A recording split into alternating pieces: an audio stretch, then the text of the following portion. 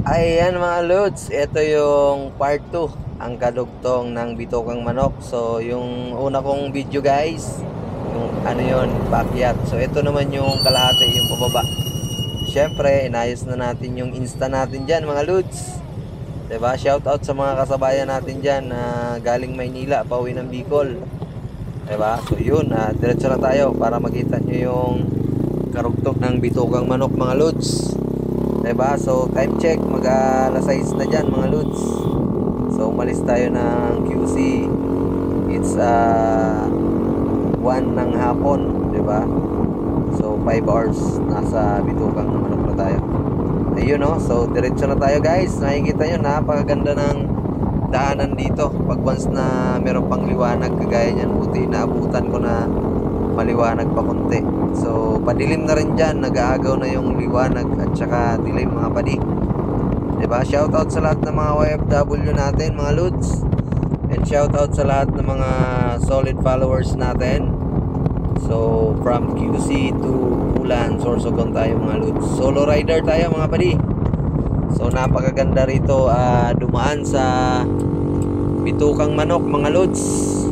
Petmalo yung daanan dito guys.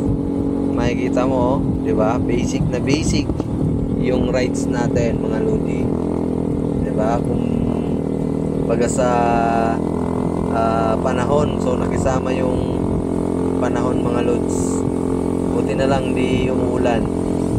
'Di ba? Shout out sa lahat ng mga kasabayan natin diyan, ng mga riders. 'Di ba? Napakalupit. So pitmalo yung rides natin. Siyempre pwede ka naman overtake dito kasi di pa naman gaano mga sigsag to. So doon sa unahan mga loads, yun na yung sigsag pababa. Kaya makikita nyo yung krugtong dito sa bitokang manok, diba? Sigsag road. Napakalupit ng rides natin, diba? So takbong pogi lang tayo dyan mga ludi. So takbong mayaman lang tayo dyan kasi mahirap pag once na hataw-hataw ka mga lods sa daan.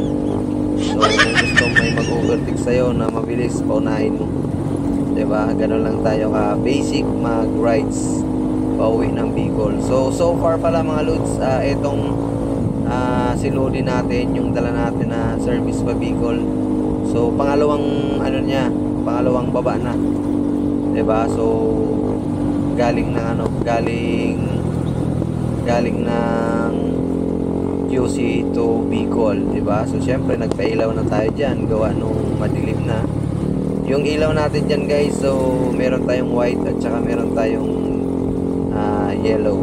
So pinalaksan talaga natin kasi mahirap pag once nasa daanan madilim yung ilaw mo, hindi mo makita yung mga malalaking buka or lubak, diba? Ganun lang ka chill yung drive natin, diba? O diba, ang daming mga lubak-lubak dyan. So yan, pababa na tayo mga pali. Napakaganda ng panahon. So thank you Lord, gawa nung safe driving na naman tayo, nakauwi ng Bicol, diba? So nakuha lang natin ng 12 hours from QC to Ulan, Sorsogon mga lods. Ayan, so approaching na tayo. Banking na tayo mga lodi, mikos na yan. Shout out sa lahat ng mga pakyat, di ba? Mga biyahero. Siyempre pwede ka naman umovertake dyan basta kalkulado mo yung daanan, di ba? O napakalupit. Yan na po yung mga bangkingan, o di ba? May nakasalubong tayo, malupit din na riders. O yan na yung last na mga bangkingan dyan guys, pababa ng bitokang manok. Ayun, so dire-diretso lang. Sa unahan naman meron namang bangkingan dyan. Siyempre merong mga nag-a-assist dyan mga lodi, yung mga tao na nagpapa-stop and go kasi pag walang ganyan, so maraming madidisgrasya dyan. Kaya buti na lang andyan sila. So salute sa inyo guys, diba? Shout out sa lahat ng mga 24/7 na bantay sa sigsag road, diba? Napakalupit sa bitokang manok. Ayan, so dire-diretso na tayo pababa mga lods. So itong daanan na yan, pababa na yan, wala nang ano yan, kumpay na pakurba-kurba dyan. So mga ilang banking na lang, tapos nasa baba na tayo ng nasa ating muna na tayo. Ganun lang tayo ka basic mag-rides mga lods. Diba? Shoutout sa lahat ng mga taga Bulan, Sorsogon, sa lahat ng mga Team Bulan vloggers, diba?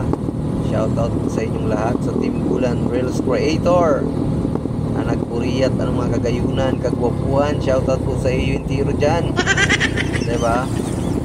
So yan, kung makikita nyo, yan, pabanking na naman tayo. Banking mga lods, diba? Isang banking pa, tapos pangalawang banking yan, doon na tayo sa baba. Ganun lang ka basic, dumaan sa Bituang Manok. Siguro kung mga 15 to 20 minutes, andun ka na sa kabila. Kasi pag sa Atimunan ka, medyo malayo guys. Kaya buti na lang merong daanan na ganito. So parang ito yung shortcut na daan pababa ng Atimunan Road. Diba? Ayun, last na yan guys, last part na yan. So pagdating mo dyan, meron ng arko. So pakanan na Bicol. Pag magpakaliwa ka, so puntang ano yan, Maynila pa. Ay yun o, napakalupit mga padi, mga madi. So andito na tayo, nakalusot na tayo ng Bituang Manok. So yan na yung karugtong ng Atimunan Road. Diba? Shoutout sa lahat ng mga viewers natin. Shoutout din sa lahat ng mga OFW natin. So ingat kayo lagi. So doubly ingat sa mga nagro-rides. Keep safe lagi. Diba? RS rides tayo mga ludi. Nasaan man kayong mga lugar ng mga riders. So thank you, pa-like and share and pa-heart sa video natin. So yun lang naman. So ingat kayo lagi. So thank you and God bless sa inyong lahat. So diyan lang